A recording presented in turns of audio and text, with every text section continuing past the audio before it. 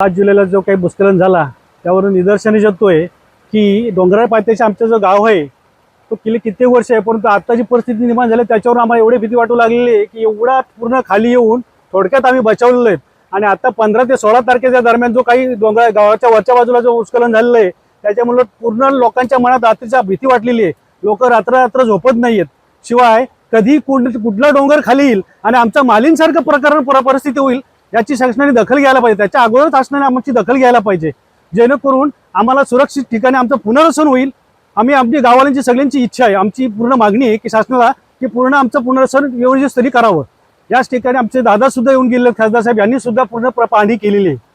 तरी आम्हाला विनंती आहे की याच्यापासून आम्हाला सुरक्षित ठिकाणी आम्हाला हलवण्यात यावं। सर एवढं आम्ही घाबरवतो का? आमचं गाव एकदम कडल आहे, म्हणजे मला असं वाटतं का 7-8 मीटरचं अंतर आहे आमच्या इथून, तर आम्ही रात्री झोपतच नाही।